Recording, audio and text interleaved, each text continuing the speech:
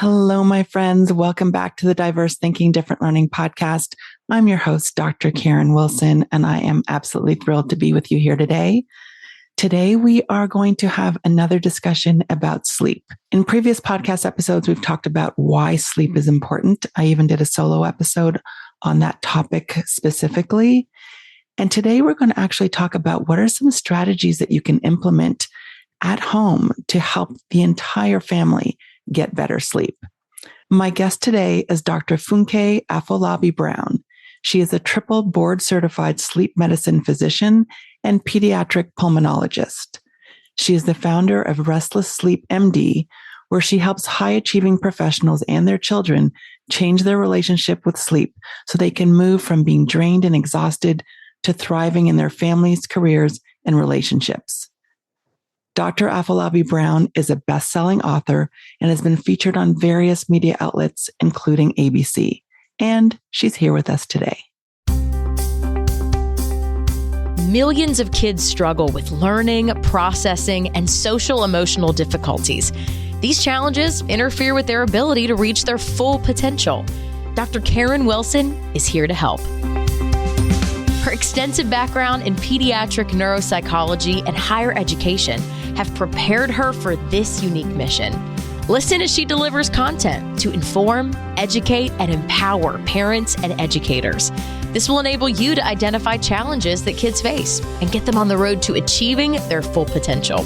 This is Diverse Thinking, Different Learning by Child Nexus. Dr. Afolabi-Brown, welcome to the podcast. Thank you so much for having me, Dr. Wilson. Thank you for joining me. I feel so fortunate to have you on the podcast because I know that you are in high demand. I've been researching you and following you, and I really appreciate you taking the time to be here. Oh, sure. My pleasure. You know, I've devoted an entire solo podcast episode to sleep because it is so critical to all aspects of our lives. And while we talk on this podcast about young people and ways to support their well-being, we know that sleep impacts all of us, not just young people, but adults and parents as well, which is one of the reasons why I wanted to bring you on to talk about sleep in the whole family, not just for young people. And I think everyone has an idea about how much sleep we need, but I would love for you to kind of talk about quantity of sleep, talk about sleep in general, and then also the quality of sleep and how that impacts us. So again, thank you for being here. Yeah, absolutely. I think that is a perfect place to start. Because when we're looking at sleep health, it's not just the quantity, which we'll talk about, but it's also about the quality of our sleep as well as the timing of sleep. And, I would also even add one more, and that's really about our perception and our satisfaction with the kind of sleep we're getting, which is usually, it's an unusual phenomenon to consider, but it does play a big role overall when it comes to our sleep health. So when we talk about the quantity of sleep, the National Sleep Foundation has, guidelines that vary by age. And so for newborns, for instance, they get anywhere from 14 to 17 hours of sleep. Children or infants older than that get 12 to 16 hours. And then your 1 to 2 year old, usually they're somewhere in the ballpark of about 11 to 14 hours. And then, we now get into the toddlerhood and school-age children who need about 9 to 11 hours of sleep. Our preschoolers and things need about 10 to 13 hours. Then, our teenagers need 8 to 10. And then adults need 7 to 9 hours of sleep. I think beyond just the absolute amounts is the fact, what I want people to realize is that even though these are kind of the recommendations, especially when you have children who are neurodiverse, we've not necessarily studied what are the norms for children with, autism or ADHD. And from the research we're seeing, there might be quite a bit of variability. They may need a little bit less than typically developing children. Again, we need to really study this more rigorously to see. And so I think it's really important to now not just look at absolute like numbers, but to say beyond the numbers, what is the sleep quality like? And so there are lots of things that go into that can affect quality of sleep.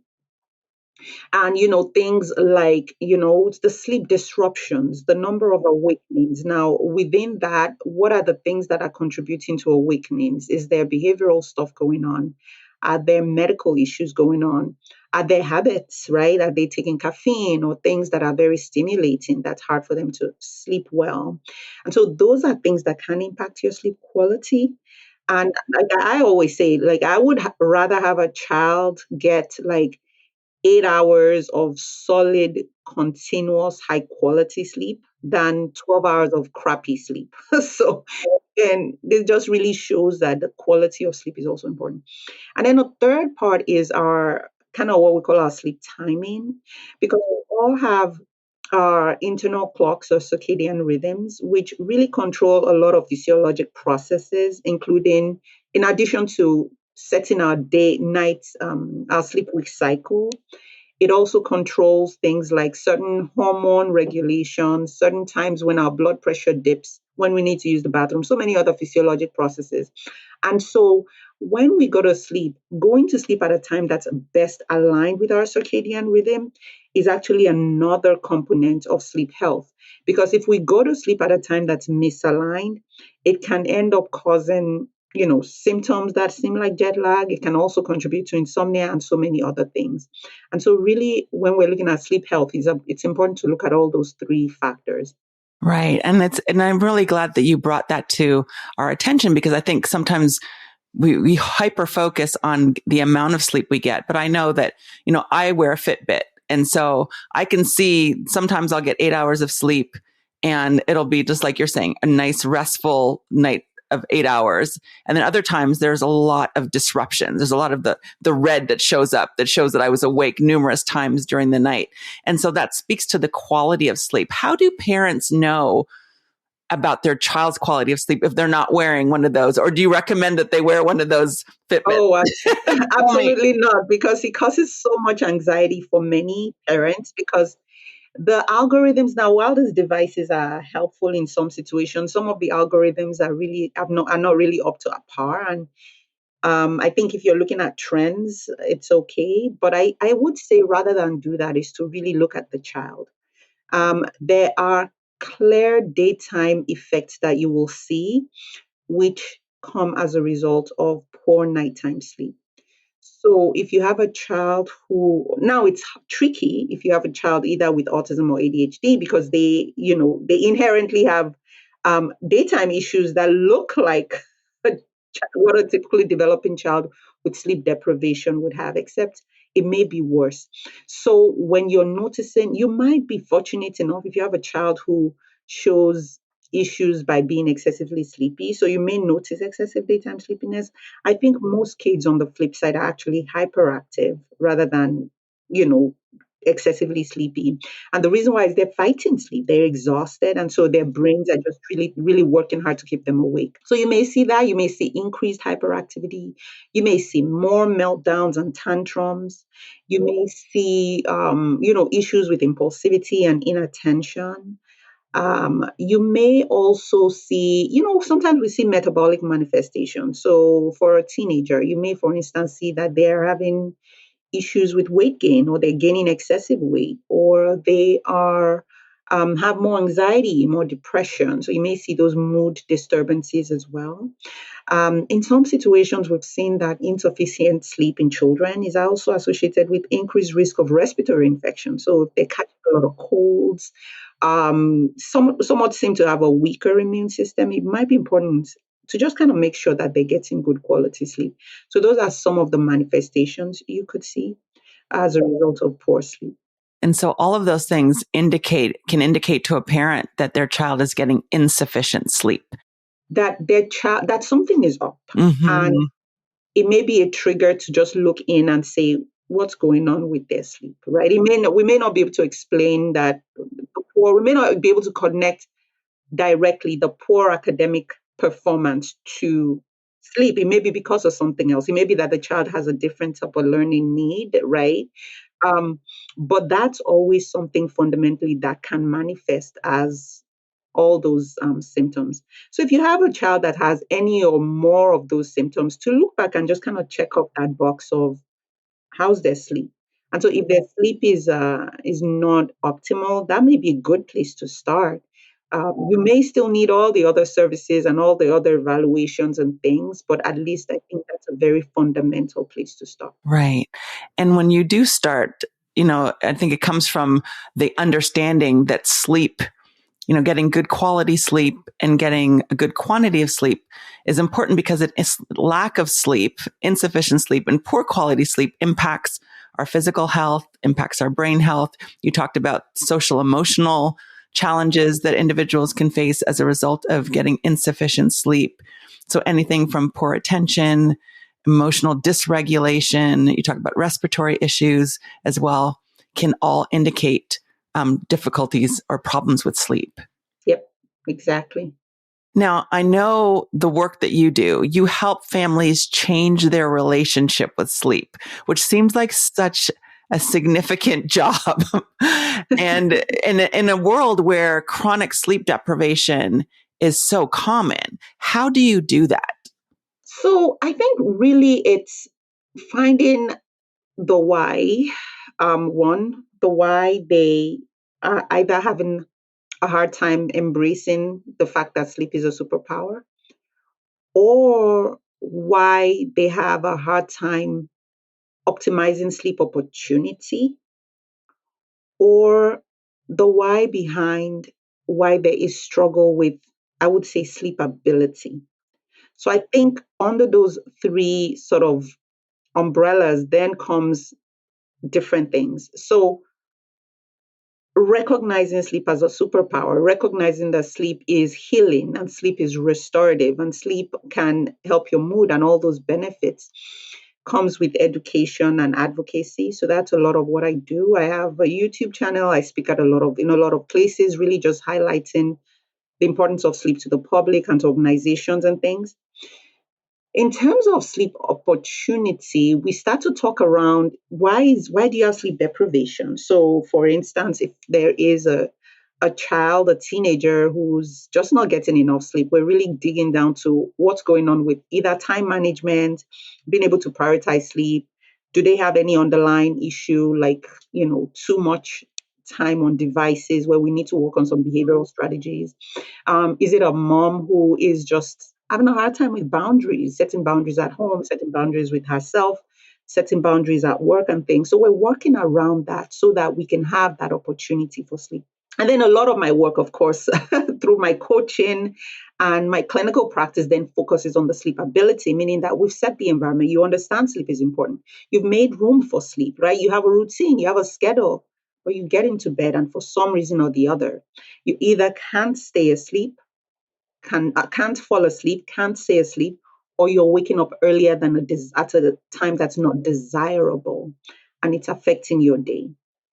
So that's kind of how we change our relationship with sleep. Right. So it comes from understanding the importance. So again, sleep as a superpower.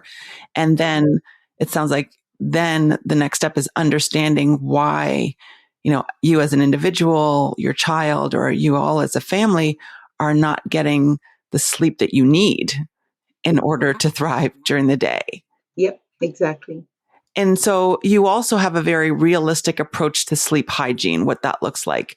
Are there things that you work with families on to help them ensure that they're getting adequate and sufficient and good quality sleep? Are there things, if listeners are listening right now saying, that is me, I get regularly 6 hours of sleep a night. I know that my kids are staying up late because they're at hockey practice until 9 p.m. and then they do homework until midnight and then they're up at 7 o'clock to catch the bus. So what are some things that you help families work on to address this sleep issue? Yeah, no, can I just say that right there it's so common. You just described so many families out there. Like it is and also we look at sleep within three contexts: individual, sort of the family context, and then we look at the social and environmental context. And I feel like a lot of times culture is driving this epidemic of sleep deprivation in the US, but I'm just not going to get on that soapbox because it's so tempting. We'll just come back. So here's what I recommend. I usually just say, you know what, let's start with the basics, right? We hear a lot about sleep hygiene. I call them just healthy fundamental sleep habits that families can start with and then build upon, right? And so I use an acronym called CREATE, CREATE. And really, it is, these are, science backed, and there's rationale behind it rather than just kind of trying stuff. And so you don't feel like you're throwing spaghetti at the wall. The consistency, that's C is having a consistent sleep time and wake time. This is so important when we talk about those circadian rhythms again in helping to realign. So every morning, when you wake up at a set fixed time, it's almost like you're resetting that clock again to say, it is morning, this is when morning starts. So you don't want to just waver and just have a very random sleep time and wake up time, because otherwise you're kind of misaligned and you start to feel that jet lag. We usually call that the social jet lag. So you really should have a very consistent sleep time and wake time. And I would say on the weekends as well. But if you have a teenager, for instance, who is short on sleep during the week, they can try to get in and sleep in a little bit later, not just too much, maybe like an hour or two extra. Because again, you don't want to create that complete disruption in their rhythms. And then R stands for the routines. So what are those routines? What are those activities that kind of decelerates and kind of slow things down for sleep to come? So either, you're back, you're reading a book, you're, just time winding down, listening to a podcast or prayers, stretch, meditation, whatever it is.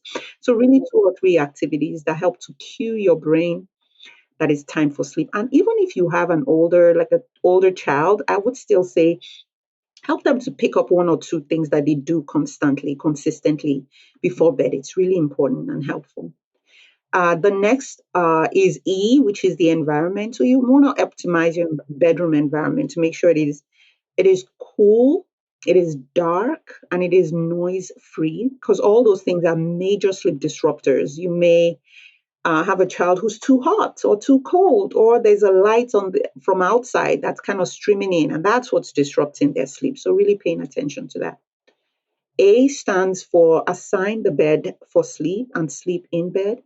And really, this is around our brain making the right healthy associations to say the bed is for sleep. Otherwise, your brain is just like, wait, what are we doing in bed today? Are we reading? Are we playing video games? Are we eating? Right? So A is find the bed for sleep. And then T is tackle technology. And so really setting healthy boundaries around technology is important. And so that may look like just having a technology curfew. So maybe 30 to 60 minutes before bed, we put that away so that we can get ready for bed. And finally, E, I usually talk about eliminate. So take stock. What are things you need to get rid of that may be disrupting your sleep? Caffeine is a common one. Soda, iced tea, coffee late in the day can disrupt sleep.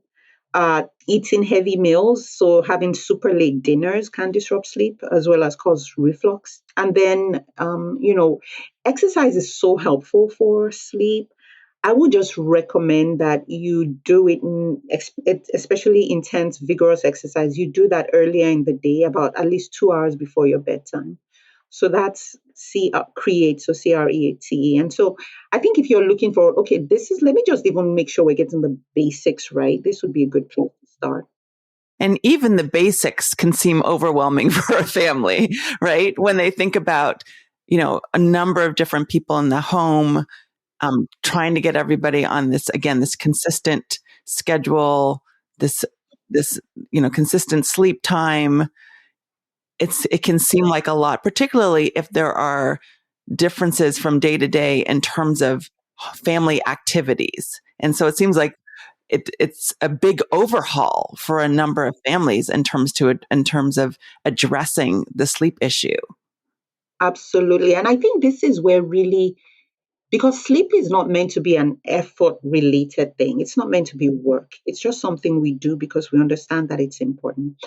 And I think what I would say is these will help, but start from where you are. Like if you're already at a place where there's such disruption and chaos at home, you can just say, okay, maybe one thing we'll do to start is we're not going to be doing iced tea with dinner. We're going to back off on caffeine. Just like pick one that works for you where you are. And then, slowly once you're ready, start to build on that. And then, one thing I would say there's been a big movement around delaying school start times. I think that is just such an important mission because especially our teenagers are bearing the brunt of it. They're the most sleep deprived. They are very anxious. They're suicidal. They're depressed. They're running into road traffic accidents because they're not getting enough sleep and they're trying to get ready, get good grades, and meet up with all these societal and social expectations. And when they go to school later, they actually sleep more and it benefits them all round. So whatever platform you have, whatever, even if it's just to talk to their teachers to say the school start times are too early, is also somewhere else that you can, start to just continue to voice because it just doesn't work and it's not healthy. Right. And, when you talk about teenagers, I think about a lot of the teenagers that we work with who are neurodivergent, who have ADHD, who are on the spectrum. How does neurodiversity intersect with sleep patterns?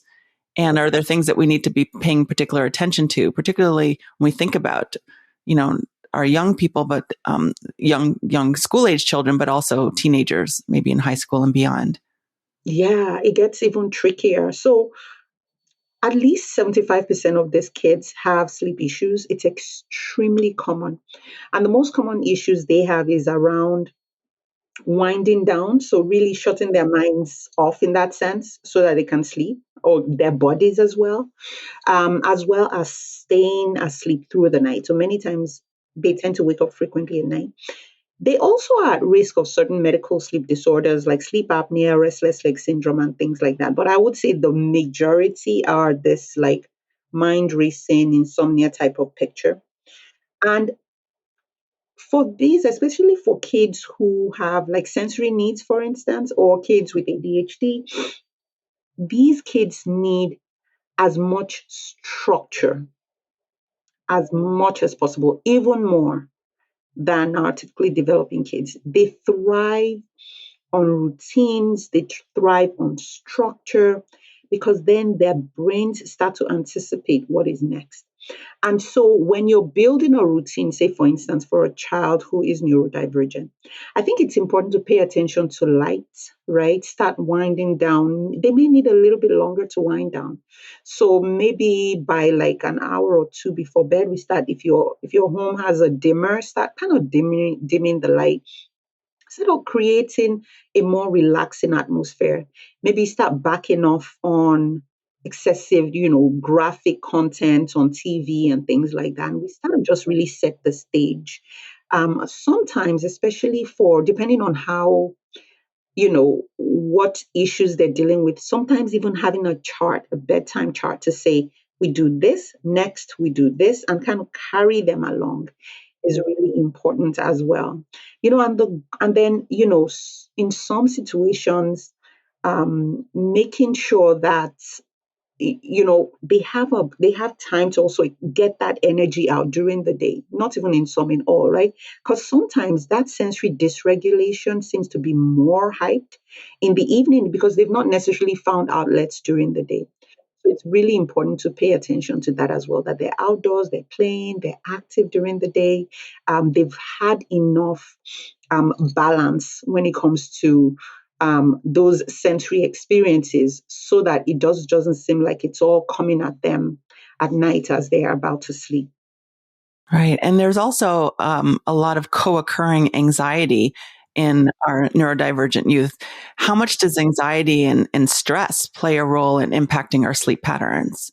A huge piece. And we actually have a name for it where we call it psychophysiologic insomnia. And some of these kids just get into bed. So you've done your beautiful calming ritual and everything. They get into bed and they're like, I can't sleep. My mind is busy. It's too busy. My mind, they're racing through what went through during the day, what is going to happen tomorrow. So all those things are going on. There are different strategies I recommend. It depends on, number one, how long is it taking them to fall asleep, right? It is taking them hours to fall asleep. Sometimes it may be that they're going to bed too early. So we may need to make adjustments to their schedule so that, again, we're going to bed when it's most aligned with their circadian rhythm. Sometimes it might be that they have, restless leg syndrome, which is the discomfort. And a lot of these kids might be picky eaters and things. So it's common. And I usually encourage ruling that out as a medical comorbidity that might be impairing their sleep. And then in terms of the worries, I think it's really dependent on each child. What are their worries about? Some of the practical things I recommend is have a time during the day where you have sort of like a worry box and a worry time.